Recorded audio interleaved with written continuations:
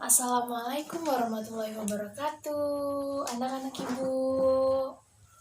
Apa kabarnya hari ini anak-anak ibu? Alhamdulillah sehat semua anak-anak ibu.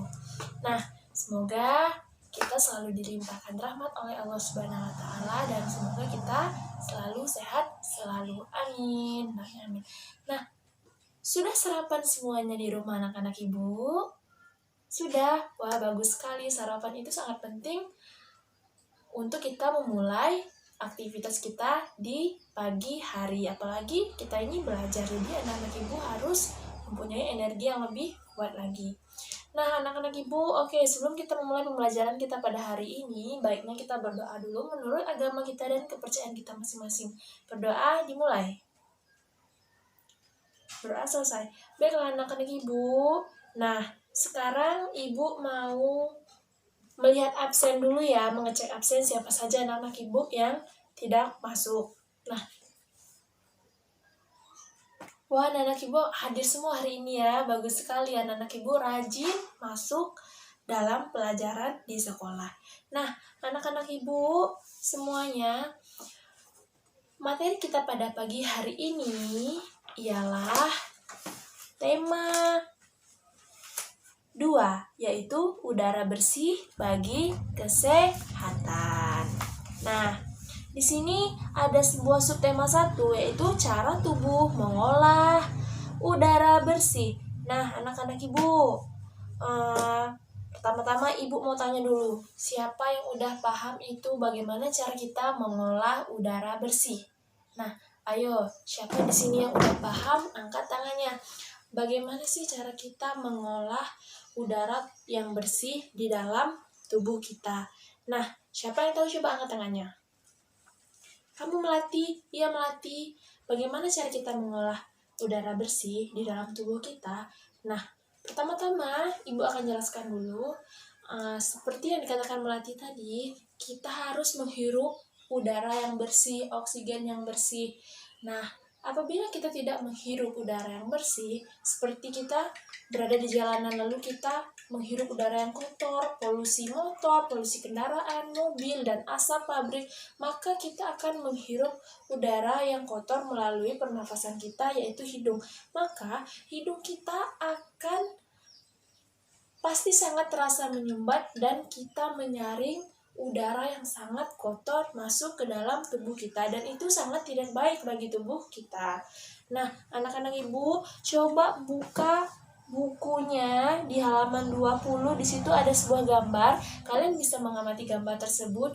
Nah, sesudah kalian mengamati gambar tersebut, kalian bisa bertanya kepada ibu bagian apa saja yang kalian tidak paham tentang materi pelajaran tersebut. Nah, di gambar tersebut di halaman 20 ialah sebuah cerita tentang Dayu dan ikan hias. Ibu akan menceritakan dulu ya. Dayu memelihara banyak ikan hias berjenis ikan mas koki. Ikan-ikan hias itu dipelihara dalam sebuah akuarium. Setiap hari Dayu memberi makan ikan-ikannya. Nah, Dayu sangat rutin membersihkan akuarium itu. Lalu Dayu mengganti airnya dengan air bersih. Kegiatan itu ia lakukan seminggu sekali. Dayu senang melihat ikan-ikan di dalam akuarium berenang ke sana kemari. Dayu memperhatikan saat mulut ikan-ikan itu terbuka dan menutup, seolah-olah ikan itu selalu menelan air. Dayu bertanya-tanya apa yang dilakukan ikan-ikan itu. Nah, setelah kalian mengamati cerita dari gambar tersebut, di bawah gambar tersebut ialah ada sebuah minmarks atau seperti peta mins yang dari cerita tersebut. Yang di sini ibu akan bacakan ialah pertama itu ada sebuah kotak. Yang pertama itu apa nama jenis ikan hias yang dipiara, siapa yang memelihara ikan hias, di mana ikan hias itu dipiara, kapan ikan hias itu diberi makan, kapan akuarium itu dibersihkan, Apa yang diperhatikan Dayu saat melihat ikan-ikan hiasnya? Nah, setelah anak ibu membaca tadi dari cerita yang anak-anak ibu amati, coba anak-anak ibu membuat sebuah peta maps yang di atas gambar cerita tersebut tentang Dayu dan ikan hiasnya. Lalu anak-anak ibu bisa bertanya, bagaimana, apa saja yang dilakukan Dayu, seperti contoh di bawah gambar tersebut. Lalu anak-anak bisa mencari jawaban dari cerita tersebut. Makanya anak-anak harus memahami, harus membaca cerita tersebut agar anak-anak bisa menjawab pertanyaan dari peta maps di bawah tersebut. Nah, di sini ibu akan bertanya kepada Dina. Iya Dina, di situ ada peta maps. Coba Dina bacakan yang nomor 1, yang di atas sekali. Ya, betul sekali. Apa nama jenis ikan hias yang dipiara? Nah, ikan emas yang dipiara ialah ikan emas koki. Seperti di cerita di atas tersebut, Dayu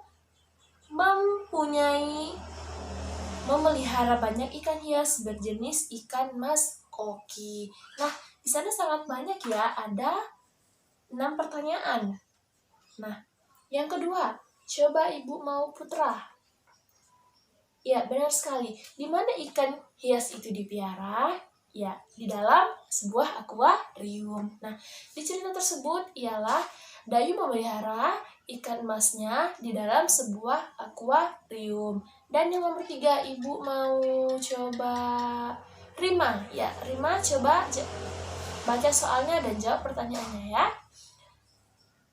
Siapa yang memelihara ikan hias? Ya, betul sekali. Yang memelihara ikan hias ialah Dayu. Sesuai cerita di atas yang berjudul Dayu dan Ikan Hias. Nah, apabila anak-anak ibu sudah paham tentang cerita tersebut, nah sekarang coba anak-anak ibu bisa membaca lebih memahami lagi tentang peta mapsnya ya, anak-anak ibu semuanya. Nah, sekarang ibu mau menanyakan di sini siapa yang masih belum bisa memahami hasil bacaan dari cerita tersebut. Semua anak-anak ibu sudah paham? Wah, anak-anak ibu pintar ya semuanya. Nah, sekarang ibu ingin menjelaskan tentang sebuah pernafasan kepada hewan.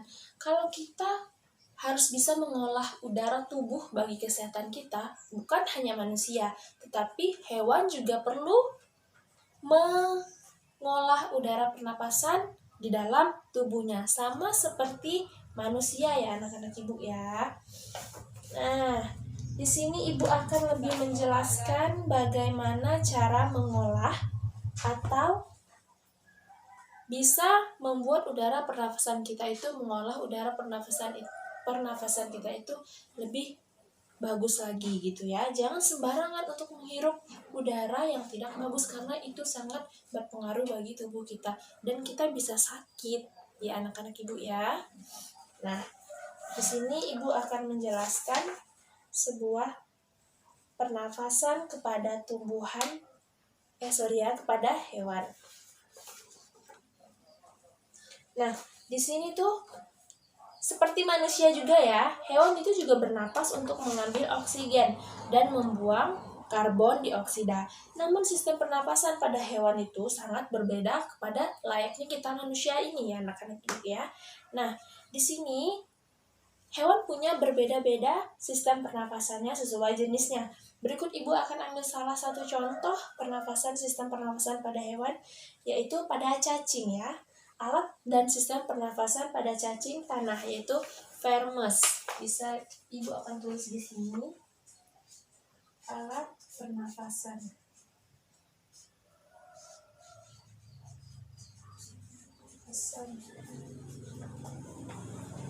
pada cacing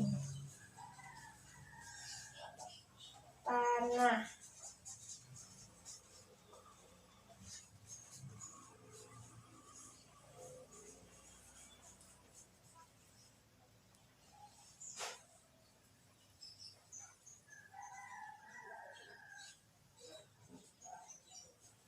Nah, Yang Ibu gambar di sini ialah sebuah cacing tanah, yaitu Vermes. Nah, cacing ini tidak mempunyai alat pernapasan khusus. Cacing bernafas melalui permukaan kulitnya yang licin. Siapa di sini yang tahu sama cacing? Atau ada yang pernah megang cacing? Nah, anak-anak Ibu, cacing itu kan dia hidupnya di tanah gitu kan ya. Terus dia tidak mempunyai alat begitu khusus untuk pernafasannya. Dia bernafas melalui permukaan kulitnya yang licin itu. Nah, cacing ini juga banyak jenis-jenisnya. Kulit cacing itu selalu basah dan berlendir untuk memudahkan ia menyerap oksigen dari udara. Oleh karena itu, cacing menyukai tempat lembab untuk menjaga permukaan kulitnya agar dia bisa lebih mengolah udara pernapasan melalui kulitnya tersebut. Nah, di sini siapa yang pernah lihat cacing? Di sini Ibu sebagai gambaran saja ya. Sebagai gambaran bahwa cacing itu bernafas melalui kulitnya karena dia tidak mempunyai pernafasan khusus. Nah, Ibu ingin bertanya, di sini siapa yang sering lihat cacing? Semuanya sudah pernah lihat cacing. Nah, seperti itu pula dia berkembang, dia mengolah udara pernafasannya melalui permukaan kulitnya yang licin dan basah. Maka sebab itu cacing sangat suka tempat-tempat yang lembab. Nah, di bawah permukaan kulit cacing yang tipis terdapat pembuluh udara. Nah, saat udara masuk melalui kulit, oksigen diikat oleh darah. Nah, pada darah cacing inilah yang terkandung hemoglobin sehingga mampu mengikat oksigen yang dalam darahnya ini tadi. Nah, oksigen yang diikat oleh hemoglobin lalu diedarkan ke seluruh tubuh cacing tadi.